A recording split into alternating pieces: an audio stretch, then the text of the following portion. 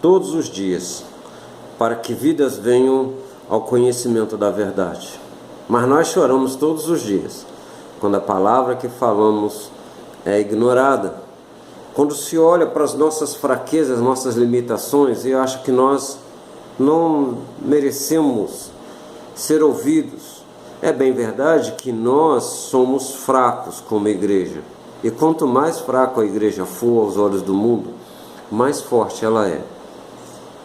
A fraqueza da igreja pode ser porque ela não tenha recursos financeiros, porque ela não tenha como se defender diante de um ataque físico, diante até da força política. Mas a igreja tem que ser essa que anda de joelhos mesmo.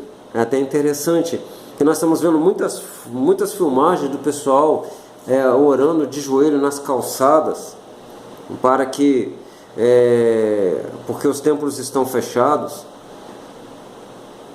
Falo por mim, a gente deveria ter fazendo isso já há muito tempo, não criticando os irmãos estão certos, é isso mesmo, orem, vamos orar.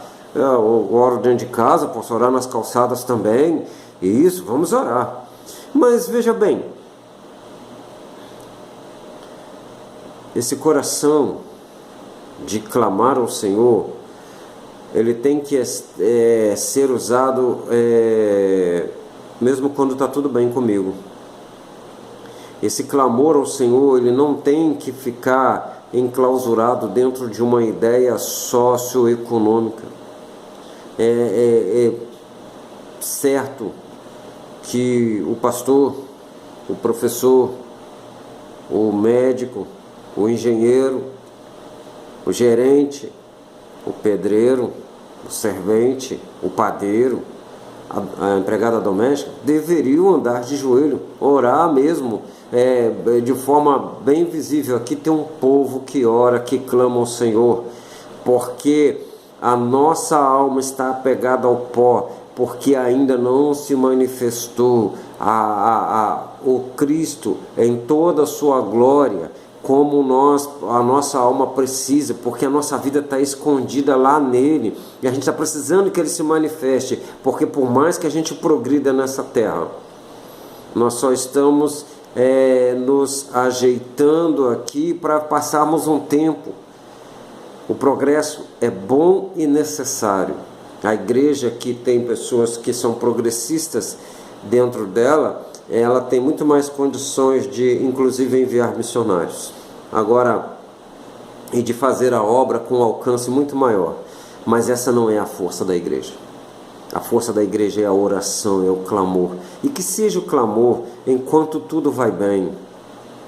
Então, irmãos, nós levamos aí um tapa de luva da parte de Deus. Não precisa esperar aí a igreja ser fechada para observar que as trevas estão trabalhando. Não precisa o desemprego chegar para eu ver que o meu emprego está nas mãos de Deus. Não precisa as contas não fechar para eu ver que as minhas finanças elas são abençoadas por Deus. Até quando eu não tenho condição de cumprir certas coisas, o Senhor abre portas para mim. Há situações de milagres financeiros. Então nós começamos a achar que o nosso braço sustenta todas as coisas, e isso é um perigo muito grande. A gente fala que é a bênção de Deus, mas estamos na verdade fixados naquilo que está visível. Toma muito cuidado com isso. E o Senhor Deus vai falar uma coisa interessante: eu cuido até dos pardais. Pardal é um passarinho que ninguém dá nada por ele.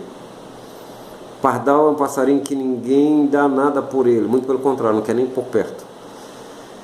Porque de tantos que são, eles acabam fazendo bagunça. São desprezíveis. Pois é, Jesus, quando veio buscar e salvar o que se havia perdido, ele também pareceu desprezível ao povo da época. Da mesma forma, a igreja, ela pode ter essa característica de ser desprezível, porque a igreja, ela estuda filosofia para mostrar ao homem o quanto ele está errado no pensamento à parte de Deus. A igreja aprende as coisas somente para mostrar no mundo físico, que aquilo tudo foi Deus que fez e funciona conforme Ele mandou. Então, Ele nos chama, irmãos, para confessar o nome dEle.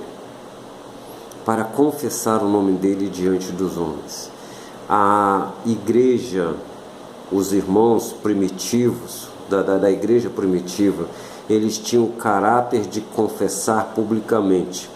Eles não tinham acesso ao templo de Herodes, que na verdade na época da igreja primitiva, o templo que estava de pé era um templo chamado Templo de Herodes, que Herodes reconstruiu, reformou para ganhar o coração dos judeus. E aquilo era um marco realmente, o pessoal amava o templo, né? Os judeus amavam o templo. Quando a igreja nasce, ela não tem nada a ver com aquele templo, mas é interessante que ela tem o hábito de se reunir publicamente. Então eles estavam numa parte do templo, no alpendre do templo, ou seja, como se fosse na escadaria, perto na frente do templo, era lugar de muita gente. Eu não posso entrar, até porque quem entra no templo só era o sacerdote, ainda eles acreditavam assim, e eles estavam ali, era um local público, era o que eles tinham para adorar.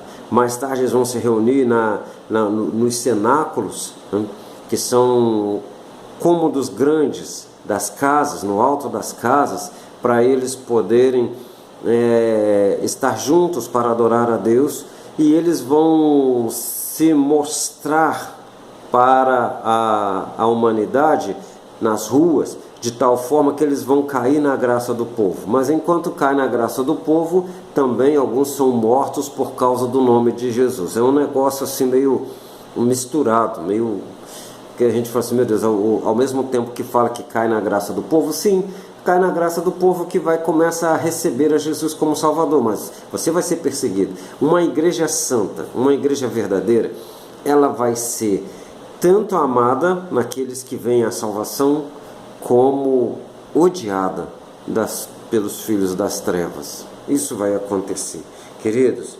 E a palavra de Deus é bem clara, que nós devemos nos afastar da hipocrisia. E no final desse texto que nós lemos, ele vai falar sobre o pecado de blasfêmia. Está vendo esse mundo aí falando de Jesus, que Jesus é um perdedor, e fazendo coisas absurdas. Ainda assim Deus quer perdoar. Esses sinais que nós estamos vendo, é Deus ainda dando oportunidade que Ele quer perdoar. Quantos que estavam enroscados nas piores coisas que se podia fazer com o nome de Jesus, que estão vivos aí ainda, eles ainda podem ser perdoados. Oremos para que essas pessoas, eles façam o oposto agora. Eles usaram da mídia e do nome para falar, blasfemar de Jesus. Quem sabe agora eles usem e eles andem igual o apóstolo Paulo, eles se gastem, deixem gastar cada vez mais, como se aquilo erro do passado estivesse pesando na mente deles, e eles falam assim, eu trabalho muito mais do que todos os outros, porque ele sabe que ele fez um péssimo serviço ao Evangelho, e que agora tudo que ele vai fazer é tentar fazer direito, né? Servir ao Senhor com todo o seu coração, o Senhor que lhe perdoou, e que nenhum de nós aprofunde tanto no pecado, ao ponto do último lance, onde Deus está trabalhando com o ser humano, que é o Espírito Santo, que vem convencer o homem do pecado, da justiça e do juízo, para ele ir a Jesus e ser salvo. Se ele já blasfema, se ele já diz que o Espírito Santo não é quem ele diz que é, não é Deus, não é realmente o Deus que faz isso nos nossos corações, então não tem mais o que dizer, né? Não tem mais o que fazer. Que Deus, na sua infinita misericórdia, nos ajude, irmãos, a viver de acordo com a sua vontade. Que Deus possa abençoar os irmãos, tá? Que o Espírito Santo possa vos ensinar, como o versículo 12 diz, pois na mesma hora o Espírito Santo vos ensinará o que deveis dizer, mesmo na hora da perseguição, como na hora da oportunidade de falar de Jesus, como na hora em que você pode fazer o testemunho público de Jesus. Que assim seja, irmãos. Que assim seja, que o Espírito Santo nos guie. Pare de ser guiado por falsa filosofia, por hipocrisia, dos que se falam, não, eu não sou religioso.